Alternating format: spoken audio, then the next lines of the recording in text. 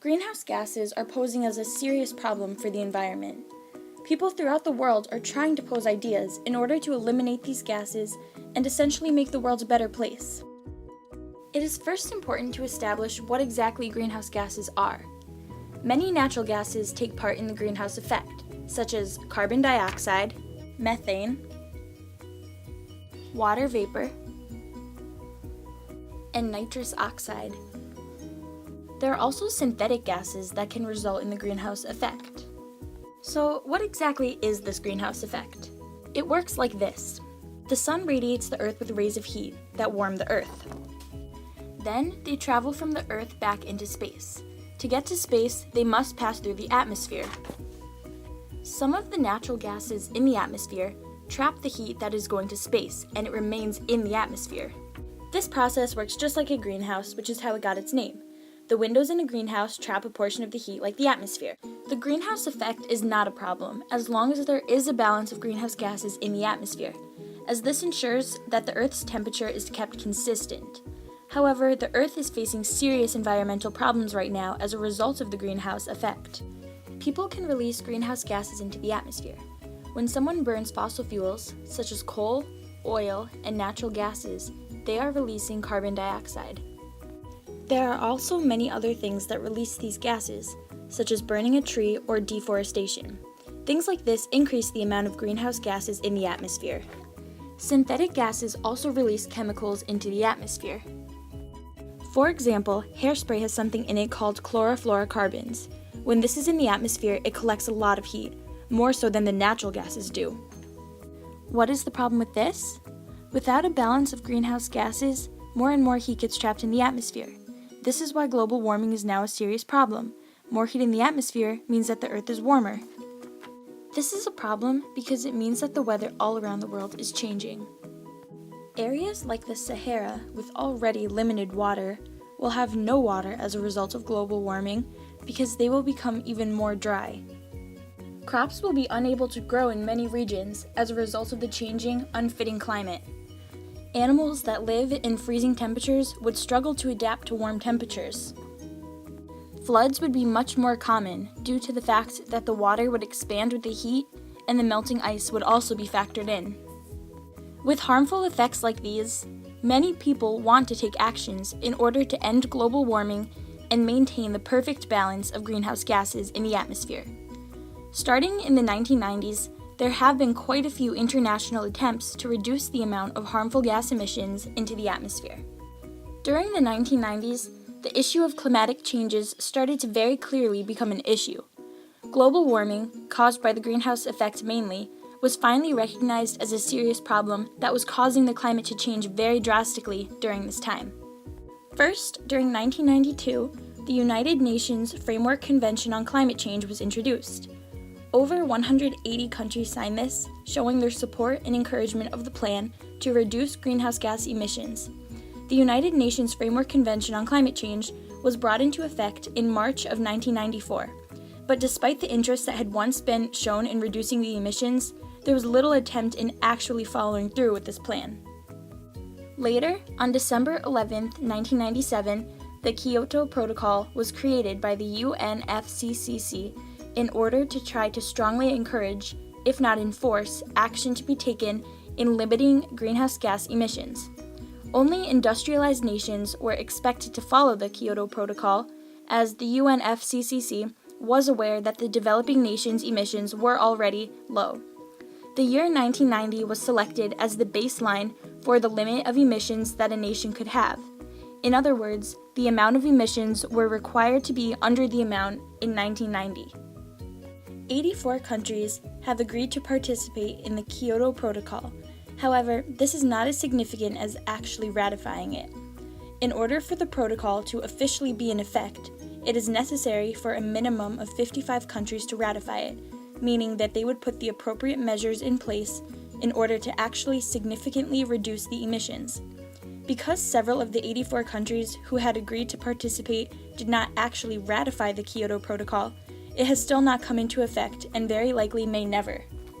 There are several areas of controversy regarding the Kyoto Protocol. For instance, if a country were to ratify the protocol but not reach the reduction goal, there would be no punishment. Therefore, the motivation and inspiration to reduce the emissions is not fully there, as a person knows that if their country is to fail, there will be no direct consequences. In addition to this, if a country were to ratify the protocol, they would have the ability to withdraw from it as long as they put in a year notice. Therefore, if a country were to want to use more emissions, they could easily do it and resign from the protocol so they are not breaking a promise. Another controversy comes from the fact that the underdeveloped nations are not permitted to ratify the Kyoto Protocol. Because the countries are unadvanced, they lack the policies and the infrastructure that could be utilized to create environmentally friendly alternatives to their unclean and old technology used. The countries will expand in population, and the ways of living will likely remain the same. Essentially, the same ways of doing things will continue to be passed down, since they are not permitted to join the Kyoto Protocol, and the people will keep using the old technology. Since it will not be limited, the emissions will increasingly grow at a rapid rate. Another issue with the Kyoto Protocol is that it would be a highly costly mission to carry out. Although in all likelihood, if altered slightly, it would benefit the world greatly, many people believe that other important issues should be addressed instead, due to the losses and expenses that would come with the protocol. At this point in time, it is too late for the Kyoto Protocol to be of any use. If it had gone into effect during the early 1990s, it could have potentially slowed down climate change slightly. However, as of now, the emission targets are much too low to have any impact on the world. As a result of the failure of the Kyoto Protocol, more efforts to improve the atmosphere have been attempted. The Copenhagen Climate Summit is one example. Although similar to the Kyoto Protocol, there were not really any legally binding commitments as of 2010 for the Copenhagen Climate Summit, it certainly was gaining more support. It had received emission reduction promises from major economies, which the Kyoto Protocol has been struggling to do.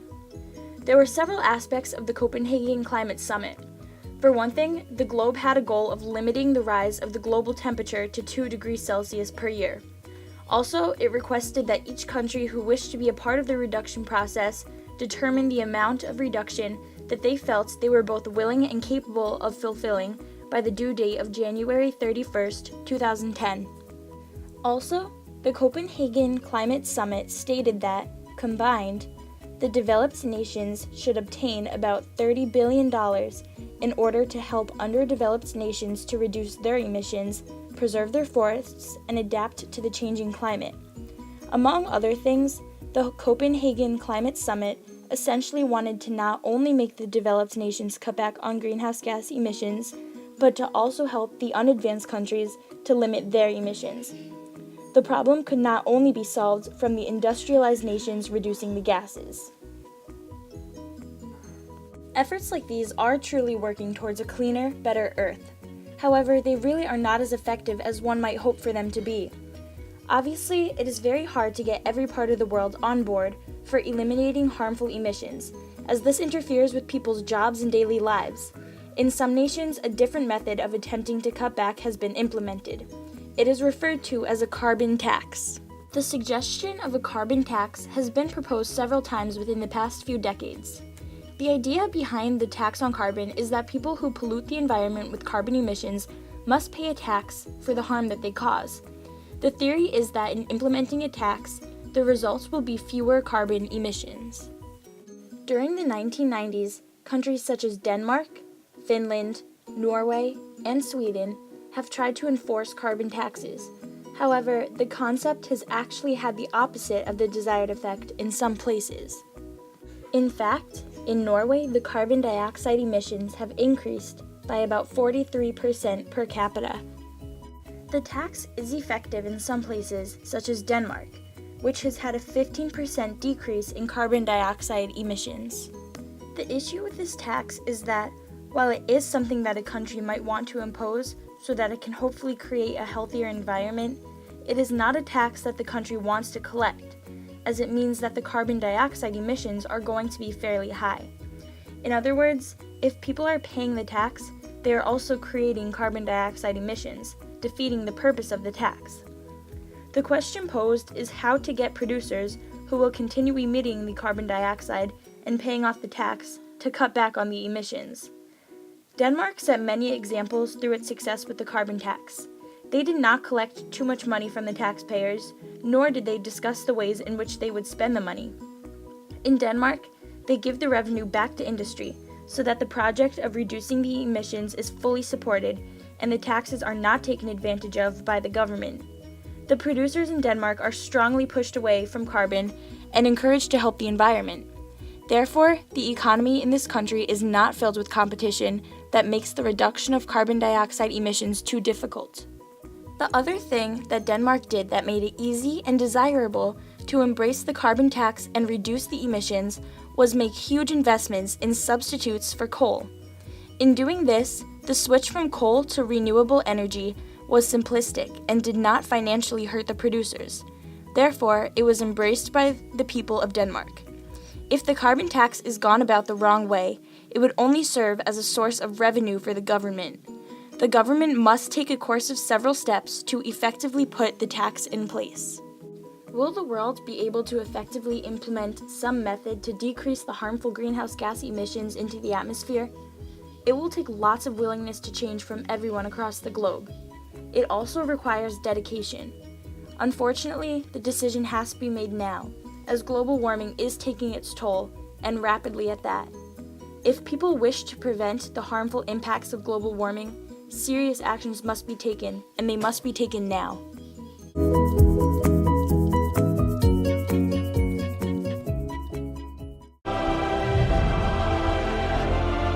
We can make today the day we turn toward the solutions we need. We can make today the day we chart a new course together. We have every reason in the world to act. We can't wait until tomorrow. You can choose today to make a world of difference.